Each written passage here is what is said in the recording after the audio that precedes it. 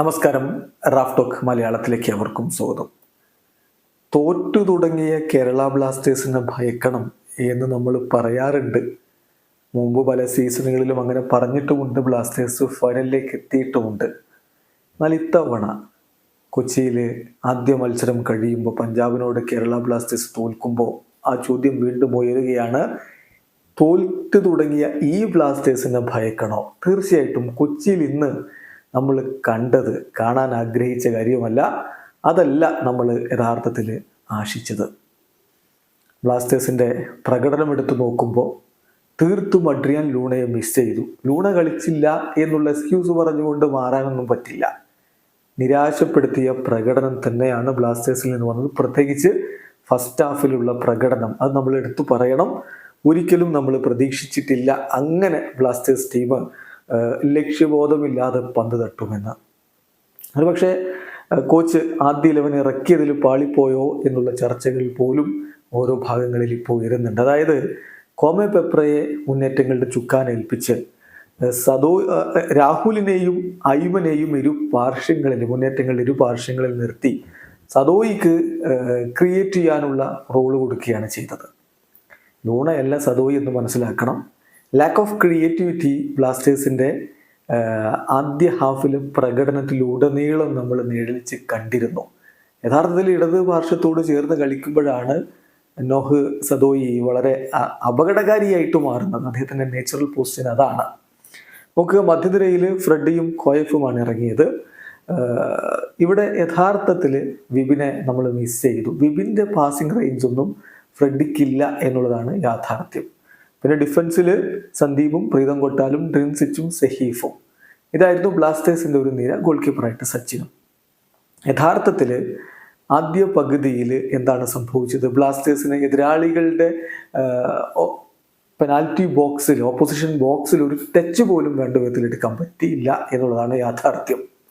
കൃത്യമായിട്ട് ഗോളിലേക്ക് ലക്ഷ്യം വെച്ചുള്ള പന്തുകൾ തൊടുക്കാൻ പോലും കഴിയാതെ പോയ ആദ്യ പകുതി. ഇരുഭാഗത്തേക്കും തീർച്ചയായിട്ടും മിസ്റ്റേക്കുകൾ ഉണ്ടായിരുന്നു. പഞ്ചാബിൻ്റെ ഭാഗത്തും അതൊക്കെ ഉണ്ടായിരുന്നു, ഇല്ലെന്നല്ല പറയുന്നത്. പക്ഷെ സ്വന്തം മൈതാനത്ത് ആരാധകരുടെ പിന്തുണയോടെ കളിക്കുന്നത് ബ്ലാസ്റ്റേഴ്സാണ്. അവിടെ നമ്മൾ ബ്ലാസ്റ്റേഴ്സിൽ നിന്ന് കൂടുതൽ മികച്ചൊരു പ്രകടനം പ്രതീക്ഷിച്ചിട്ടുണ്ടായിരുന്നു. മിസ് പാസുകളുടെ പൂരമായിരുന്നു. പഞ്ചാബ് നന്നായിട്ട് മിസ് പാസ് കൊടുത്തിട്ടുണ്ട്. ബ്ലാസ്റ്റേഴ്സിൻ്റെ ഭാഗത്തും നല്ല മിസ് പാസ് ഉണ്ടായിരുന്നു. പക്ഷെ ഗോളിലേക്ക് കൂടുതലൊരു ശ്രമം വന്നു എന്ന് പറയുന്നത് പഞ്ചാബിൻ്റെ ഭാഗത്ത് നിന്നായിരുന്നു. ആദ്യ പകുതി അങ്ങനെ അങ്ങ് അവസാനിക്കുമ്പോഴേ ഉറപ്പായിരുന്നു രണ്ടാം പകുതിയിൽ കോച്ച് മിക്കായൽ സ്റ്റാഡക്ക് മാറ്റം വരുത്തിയേ പറ്റൂ എന്നുള്ളത്.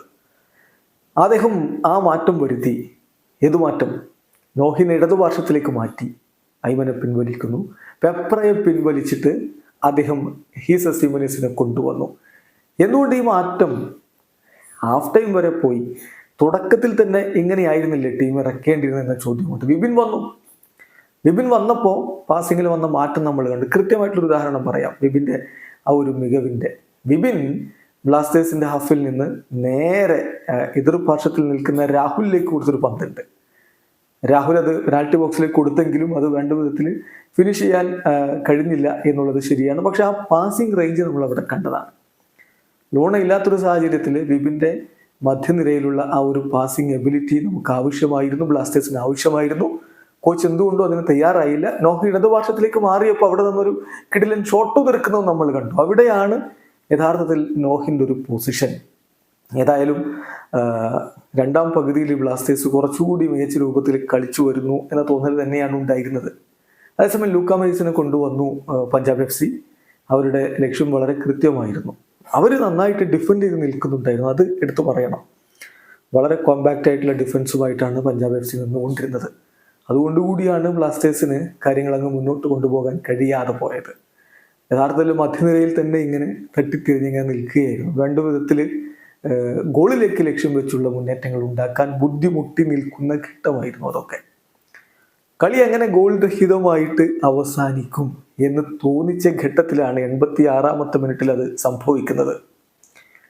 പെനാൽറ്റി ലഭിക്കുന്നു. യഥാർത്ഥത്തിൽ സഹീഫ് അങ്ങനെ ഒരു ഫൗളിലേക്ക് പോയത് എന്ത് എന്നുള്ളൊരു ചോദ്യമുണ്ട്. എന്തായാലും ആ ഒരു ഫൗള് പെനാൽറ്റി വിധിക്കുന്നു. ലൂക്ക മെയ്സൺ വളരെ കൂളായിട്ട് പന്ത് വലയിലേക്ക് എത്തിക്കുന്നു. അവിടെ മുതൽ ബ്ലാസ്റ്റേഴ്സ് തിരിച്ചടിക്കാൻ കാണിച്ചൊരു ഊർജ്ജമുണ്ടല്ലോ.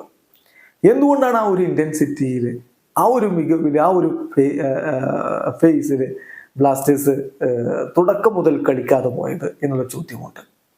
ആ പേസ് ബ്ലാസ്റ്റേഴ്സിന് ഇവിടെ നഷ്ടപ്പെട്ടിരുന്നു കളിയിലുടനീളം. എന്നാലും മികച്ച ഇൻറ്റൻസിറ്റിയിലാണ് പിന്നെ ഒരു റിയാക്ഷൻ വരുന്നത്. അതിൻ്റെ ഫലമായിട്ട് തന്നെയാണ് ആ ഗോളും വന്നത്. പ്രീതമിൻ്റെ മികച്ച ഒരു ഗോള് ഹിമനസ് അത് ഫിനിഷ് ചെയ്യുന്നു. അത് പ്രതീക്ഷ നൽകുന്ന കാര്യമാണ്. പുതിയ സ്ട്രൈക്കർ വന്നു, ആദ്യ കളിയിൽ തന്നെ അദ്ദേഹം ഓഫ് ദി മാർക്ക് ഗോൾ അടിച്ച് തുടങ്ങിയിരിക്കുന്നു.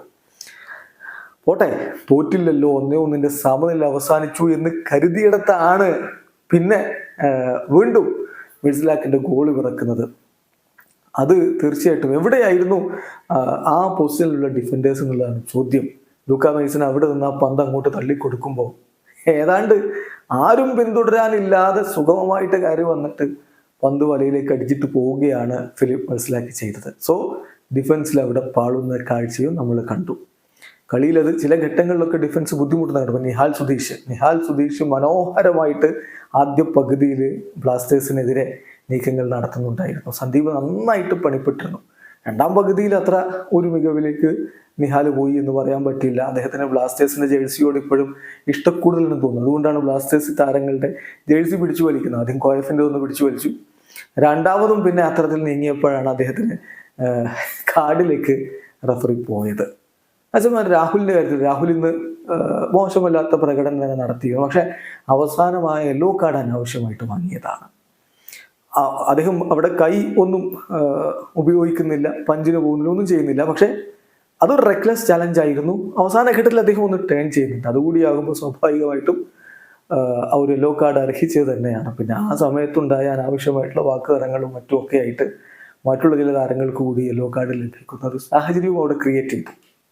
അതൊക്കെ തീർച്ചയായിട്ടും ഒഴിവാക്കപ്പെടേണ്ട കാര്യങ്ങൾ തന്നെയായിരുന്നു. കാരണം ഈ യെല്ലോ കാർഡുകൾ വാങ്ങിക്കൂട്ടുക എന്നുള്ളത് അത്ര നല്ല കാര്യമില്ല. അത് അക്യുമുലേറ്റഡ് ആയി പോയിട്ട് നിർണായക മത്സരങ്ങളിൽ പ്രധാനപ്പെട്ട താരങ്ങൾ പുറത്തിരിക്കേണ്ട സാഹചര്യം ഉണ്ടാകുമ്പോൾ അപ്പോഴറിയാം ഇതിൻ്റെയൊക്കെ വില എന്താണ് എന്നുള്ളത്. എന്തായാലും കൊച്ചിയിൽ ഇന്ന് കണ്ട കളി ഒട്ടും സംതൃപ്തി ഉണ്ടാക്കുന്നതല്ല.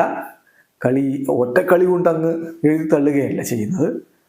പുരോഗതി പ്രാപിക്കും ടീം എന്ന് തന്നെയാണ് നമ്മൾ പ്രതീക്ഷ. പ്രത്യേകിച്ച് ലൂണ വരുമ്പോൾ ഇപ്പം മിസ് ചെയ്തിട്ടുള്ള ആ ഒരു ലാക്ക് ഓഫ് ക്രിയേറ്റിവിറ്റി ഉണ്ടല്ലോ, അതവിടെ അങ്ങ് തീരും ലൂണ വരുമ്പോൾ എന്ന് തന്നെയാണ് പ്രതീക്ഷിക്കുന്നത്. അതോടുകൂടി കാര്യങ്ങളിൽ മാറ്റം ഉണ്ടാവുകയും ബ്ലാസ്റ്റേഴ്സ് മുന്നോട്ട് പോവുകയും ചെയ്യുമെന്ന് കരുതാം.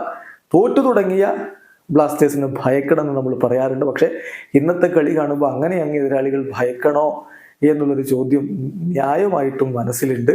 ലൂണ വരുമ്പോൾ ഭയക്കേണ്ടി വരും എന്ന് തന്നെ നമുക്ക് കരുതാം. വരും മത്സരങ്ങളിൽ ബ്ലാസ്റ്റേഴ്സിന് മികവ് കാണിക്കാനാവട്ടെ. വീഡിയോ അവസാനിക്കുന്നു. ഫുട്ബോൾ ലോകത്ത് കൂടുതൽ വിശേഷങ്ങളുമായി റഫ് ടോക്സ്.